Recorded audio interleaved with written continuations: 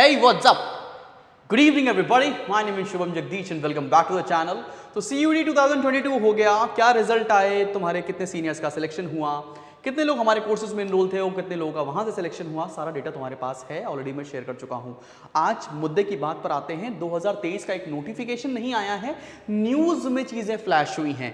News versus notification में अंतर होता है। नोटिफिकेशन कब आएगा? In the month of February आ रहा होगा, जिसपे क्लियरली डिमार्केशन होगा कि क्या आपका पेपर है, कब होने वाला है ना, एवरीथिंग। अभी न्यूज कुछ ऐसी बातें बता रही हैं, न्यूज ये बोल रही हैं बॉस कि as per the reports of Common University Entrance Test 2023 application process will commence in the month of February and examination will be commenced in the third week of April।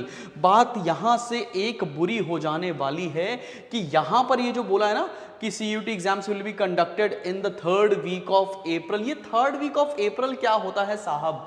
मतलब 21 तारीख के बाद से 21-22 से आपके CUET एग्जामिनेशन शुरू होने वाले हैं। दैट मीन्स आपका बोर्ड एग्जामिनेशन इसके पहले कंप्लीट हो जाएगा। बोर्ड्स के बाद में ही CUET एग्जामिनेशन होते हैं। दैट मीन्स बोर्ड आपके फरवरी मार्च में शुरू हो रहे होंगे और अप्रैल फर्स्ट वीक तक खत्म हो जाएंगे। अब दो तरह के बच्चे हैं। एक बच्चा वो है जो ये सोच रहा है कि मैं CUET की प्रिपरेशन ना बोर्ड्स के बाद करूंगा। तो भाई बोर्ड्स के बाद समय कितना मिलेगा तुमको? 20 दिन, और 20 दिन में तुमको CUET क्लियर करना है, जिसमें तुमको वो सारे सब्जेक्ट्स भी पढ़ने जो तुमने नहीं पढ़े हैं क्लास 11th एंड 12th के अंदर। Then it will be a difficult nut to crack. तो तुम्हें करना क्या चाहिए? कुछ स्ट्रैटेजी लेकर आया हूं आप लोगों के लिए। वो स्ट्रैटेजी क्या है जरा बताने की कोशिश करता हूं। उसके पहले हम ये जान लेते हैं बॉस, एक सेकेंड, उसके पहले हम लोग ये जान लेते हैं कि CUET 2023 का सिलेबस क्या है। एक सेकेंड, CUET 2023 का बॉस सिलेबस क्या है, पैटर्न क्या है और क्या चीजें आपको अप्लाई करनी है, क्या चीजें पढ़नी है, क्या चीजें नहीं पढ़नी है। तो भाई CUET 2023 का पेपर है ना, इसमें तीन चीजें हैं, तीन लेवल ऑफ एग्जामिनेशन होते हैं। पहला जो कि कंपलसरी होने वाला है वो है बॉस, वो है आपका इंग्लिश का पेपर। किस चीज का पेपर? इंग्लिश। अब ये लैंग्वेज है, यहां पर इंग्लिश भी चूज कर सकते हैं आप, हिंदी भी चूज कर सकते हैं, या कोई और लैंग्वेज जो आप क्लास 12th में पढ़ रहे हो वो चूज कर सकते हो। प्राइमरली बच्चा इंग्लिश पढ़ रहा है इसलिए वो इंग्लिश में एग्जामिनेशन देगा। देन दूसरा एग्जामिनेशन होता है जिसको बोलते हैं अपन लोग GT। अब ये GT क्या है? ये GT का एग्जामिनेशन क्या होता है? GT के अंदर आती है बच्चा तीन चीजें। एक आती है मैथ्स, एक आती है रीजनिंग, एक आती है जीके में करंट अफेयर्स, स्टैटिक, डायनामिक दोनों आएंगे। तो ये तीन चीजें तुमने नहीं पढ़ी। मैथ्स का लेवल 10th लेवल तक का मैथ्स का लेवल होता है, वो तुम्हें कंप्लीट करना होगा। साथ में इसका तीसरा पेपर होगा, वो होगा डोमेन स्पेसिफिक।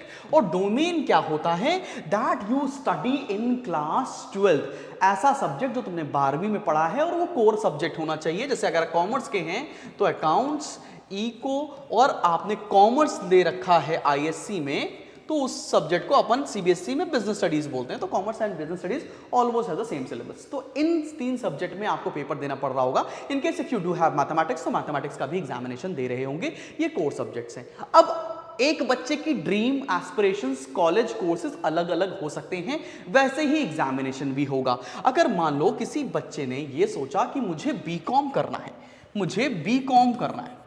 अब BCom में एडमिशन लेने के ना कई सारे तरीके हैं जो लास्ट ईयर भी थे। जैसे आप इंग्लिश का पेपर दे दो और आप डोमेन का पेपर दे दो, आपको GT देने की कोई भी जरूरत नहीं है।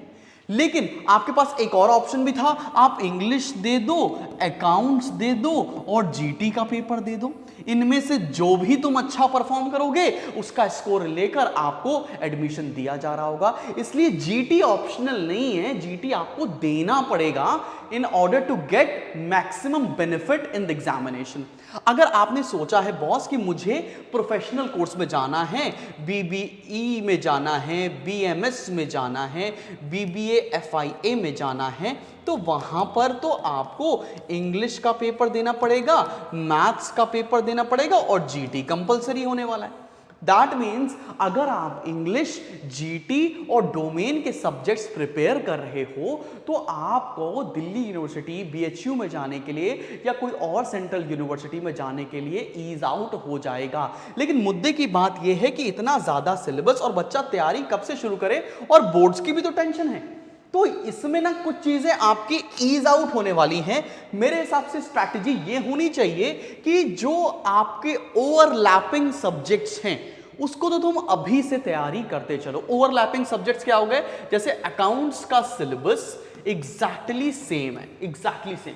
जो आप बोर्ड्स के लिए तैयारी कर रहे हो वही सीयूईटी में आएगा। एक चैप्टर और है एनपीओ जो तुमने क्लास 11 में पढ़ा था, वो भी आ रहा होगा इस ईयर। तो भाई आप इसकी तैयारी करते रहें। तैयारी करने में करना क्या होगा बच्चे, जैसे आपने लेट से शेयर्स का चैप्टर कंप्लीट किया, शेयर्स पढ़िए और शेयर्स के एमसीक्यू के स्टडी मटेरियल हैं वो सॉल्व कर लीजिए। या आपके पास दूसरा ऑप्शन भी है, हमारे कोर्स है ऑनलाइन फतेह में, उसको एनरोल कर सकते हो। इसमें हम रेगुलरली आपकी बोर्ड्स की भी प्रिपरेशन करा रहे हैं, मतलब एग्जैक्टली बोर्ड्स की प्रिपरेशन के लिए स्पार्टन्स का कोर्स है, बोर्ड्स का भी आपको हेल्प मिल जाएगा एंड रादर आपकी एंट्रेंस की प्रिपरेशन भी हो जाएगी। सिमिलरली अगर आपने लेट से पार्टनरशिप पढ़ ली है तो पार्टनरशिप पढ़ने के बाद आपने उसके एमसीक्यू के स्टडी मटेरियल भी सॉल्व कर लिए, सीयूटी के लास्ट ईयर पेपर कर लिए, थोड़ा सा और हाई लेवल एंड पे पढ़ लिया तो आपका बोर्ड्स भी प्रिपेयर हो रहा है, साइमल्टेनियसली आपका एंट्रेंस एग्जामिनेशन की भी तैयारी हो रही है। अब दिक्कत कहां पर आएगी, जहां पर ओवरलैपिंग नहीं है। जैसे कि आपका सब्जेक्ट आया इकोनॉमिक्स। अब ये इकोनॉमिक्स के अंदर दिक्कत क्या है, आईएससी वालों के पास आता है माइक्रो और मैक्रो, और सीयूईटी में जो आ रहा है वो है इंडियन इकोनॉमिक डेवलपमेंट, मैक्रो पूरा एंड माइक्रो का थोड़ा सा पोर्शन। तो जो ओवरलैपिंग है, जैसे कि मैक्रो और माइक्रो का थोड़ा सा ओवरलैपिंग टॉपिक है, वो पढ़ लो, इन डिटेल पढ़ लो, थोड़ा सा एनसीईआरटी रेफर करेंगे। हाउएवर फ्रैंक किताब तुम्हारी अच्छी है पढ़ने के लिए, तो तुमको आईईडी बच रहा होगा जो तुम बाद में प्रिपेयर कर सकते हो। This way you need to make your strategy so that you are at the same page और आपकी प्रिपरेशन साइड बाय साइड चलती रहे। मेरे कहने का मतलब यह है कि हर दिन करीबन करीबन आपको 2 से 3 आवर्स निकालने पड़ेंगे। या तो आप इस आवर्स में सेल्फ स्टडी कर लें, सेल्फ स्टडी से सीयूईटी निकाल लें, या अगर मुश्किल पड़ रहा है तो हम 2 से 3 घंटे में आपको हेल्प कर सकते हैं। बिकॉज हमारा जो नया बैच शुरू हुआ है उसकी टाइमिंग 5 बजे से 8 बजे तक है। इसमें हम लोग लाइव आपकी सीयूईटी या बाकी एंट्रेंस एग्जामिनेशन की तैयारी करा रहे हैं, जिसमें हम आपके डोमेन का भी पूरा ख्याल रख रहे हैं। So need not worry. 5 से 6 में हम डोमेन पढ़ा रहे हैं, 6 से 8 में मैं आपको एंट्रेंस में जो आप नहीं पढ़ते हो, मैथ्स, रीजनिंग, इंग्लिश, जीके, वो सारी चीजें पढ़ा रहा हूँगा। सो अगर वीडियो पसंद आया हो तो अपने दोस्तों और अपने टीचर से जरूर शेयर करें, because CUET examination will be happening in the month of April. 21-22 से ऐसी अपडेट्स आ रही हैं। So start with your preparation journey. Link description में है अगर आपको एनरोल करना हो, या आपको अगर बात करनी हो, कोई क्वेरी हो तो 8112601234 पे तुरंत फोन कर लें और आपके सारे डाउट्स को सॉल्व किया जा रहा होगा। So stay tuned to the channel. मिलते हैं बहुत जल्दी नेक्स्ट वीडियो के साथ। This is Shubham Jagdish. Bye.